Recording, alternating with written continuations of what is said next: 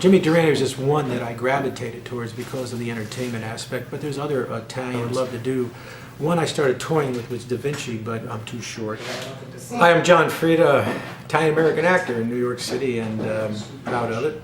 And been back in the city a couple of years, and I got motivated the past couple of years to want to write a one-man show about an Italian-American icon, and after about a year's worth of research, I found somebody that I look pretty close to in the right light, Jimmy Durante. Jimmy Durante was an interesting person, not only because of my physical similarity at some angles, but also because when I first read about him, he's more than just a funny guy. A very complex guy, and one of his major accomplishments, I think, that kind of makes him stand out among performers is that he's one of the few entertainers to have excelled in all the entertainment media in his lifetime. From vaudeville speakeasies, nightclubs, television, motion pictures, radio, and Broadway.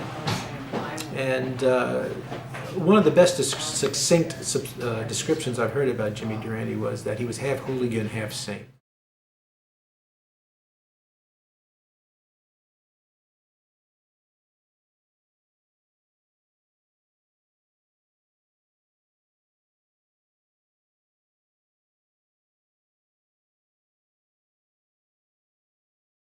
My new show, Imagine That, the afterlife of Jimmy Durante, and look forward to it. We had a technical dress rehearsal this past weekend, and this will be our premiere at the Italian-American Museum with hopes of bringing it to off-Broadway audiences around the city here, live theater.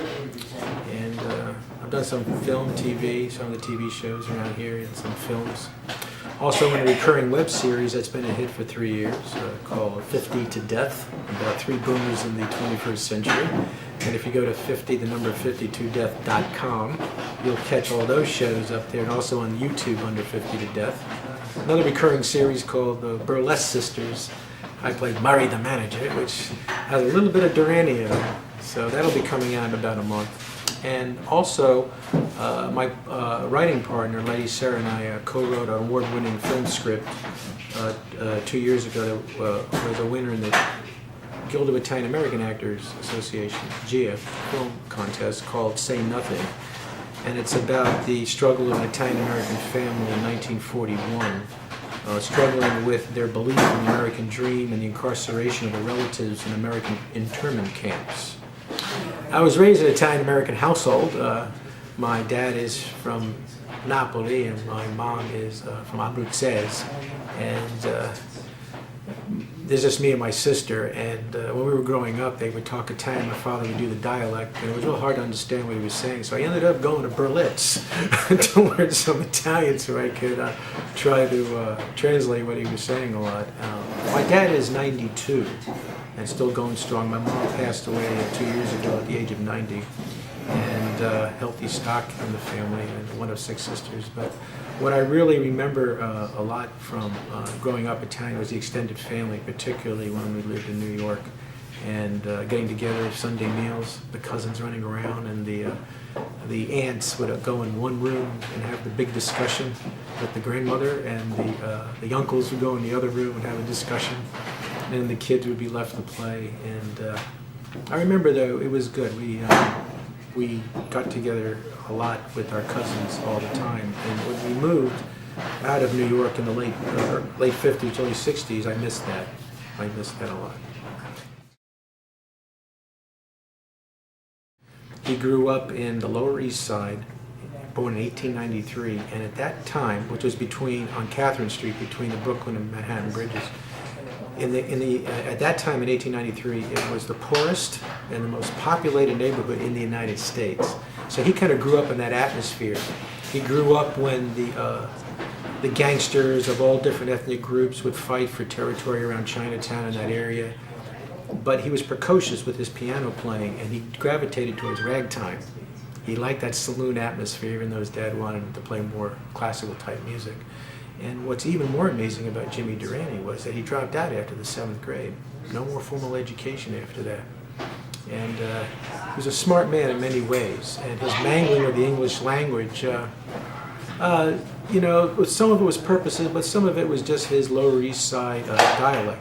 And And my show will demonstrate that he's a little more complex than people think, and I reveal some things in my show that people may not know about him in terms of his relationships with his first wife and his second wife and his friends around him. But I like to close on this by saying that I did about a year's worth of research on the man, all the books I read and all the internet articles that have been about him. What seems to be common about him is that there is not one negative word said about this man, which in show business is incredulous.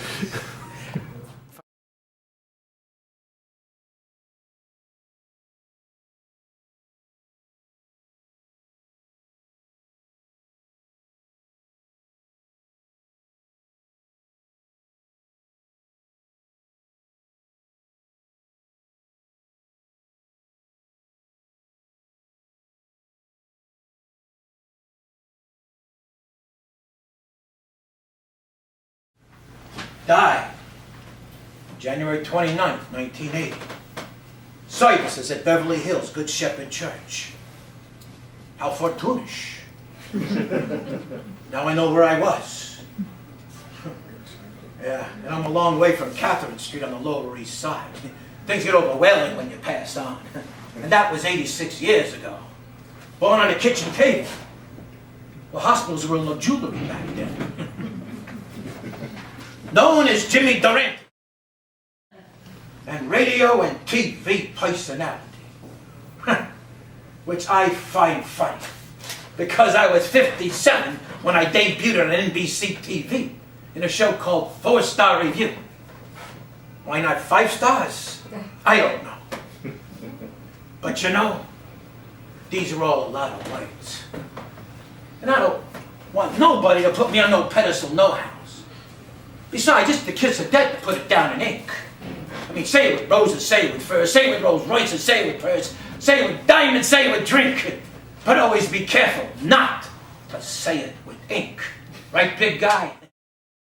Saying that right before I died, I had a bunch of catastrophe strokes. So here I am, in the waiting room of the afterlife.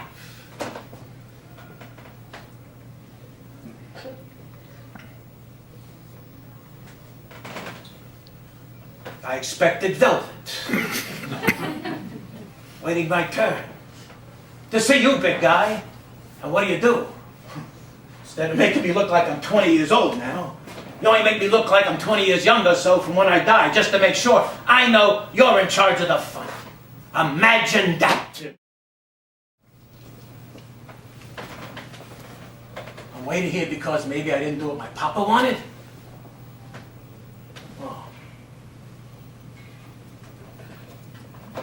But I just... All right. You see, when I was 11, I played the piano. But Papa wanted me to play classical music like that guy Mark Maninoff. Don't remind me, please! You see, I like ragtime music. Playing with that picture show right hand. That's more like it. I live for it. I bang at it away for hours. So, I end up going and gets me another job at another joint called Kerry Walsh's Cabaret. That's where I met Eddie Cantor, a singing waiter. We hit it off right from the beginning. He called me Ragtime Jimmy.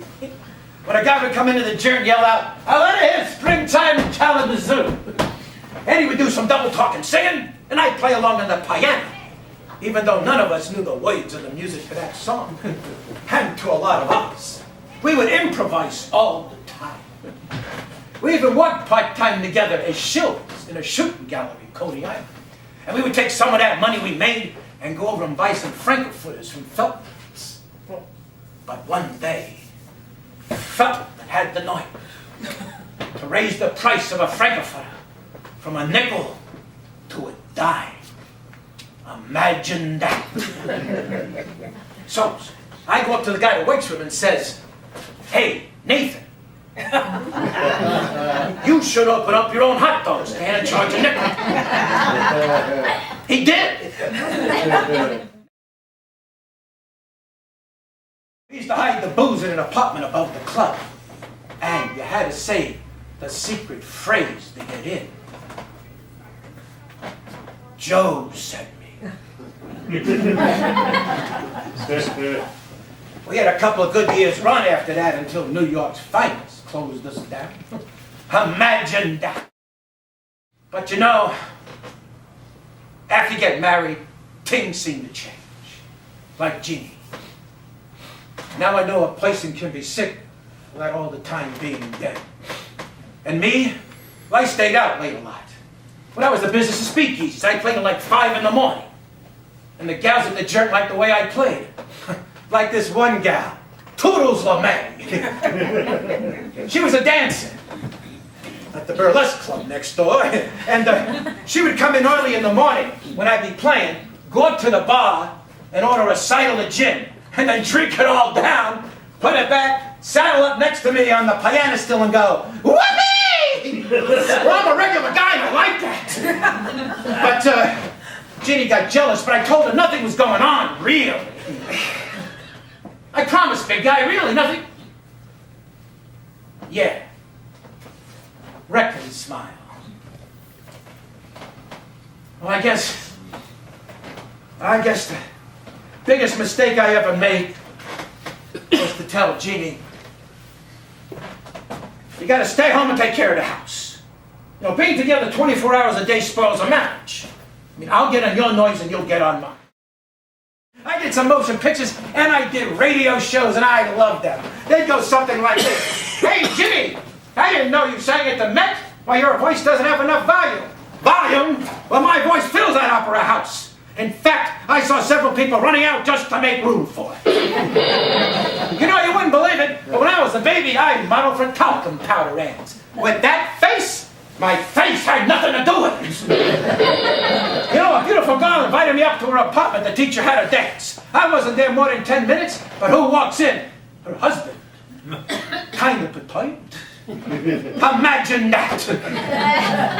He just looked at me and he said, "What are you doing here?"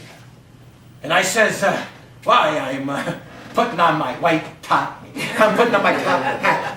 I'm putting on my top coat. I'll make my getaway. I wouldn't have done any good things in my life. And thinking about it now, I don't know what all this waiting here should bother me for. I mean, I waited long enough to get married again. In 1960, I was 67. And Margie was 41. We went steady for 16 years. I met Margie in 1944 at the Copacabana in New York. She was 25 then. She worked the switchboards and the hat checks. Oh, she was a real beaut with bright red hair. Miss New Jersey State Fair. Hey, big guy. I'm talking to you. Where'd you go? Big guy. Hey, big guy. You out there? Hey. That line's moving. It's moving. It's moving. What do you know? It's just another room out there.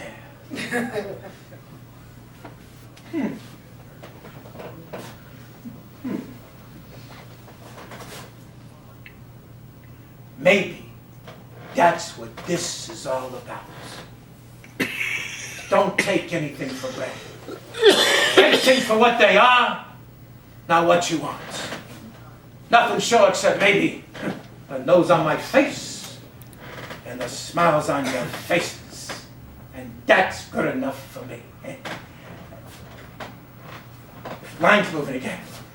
It's moving. They got a space for me. Imagine that! Excuse me. G. O. D.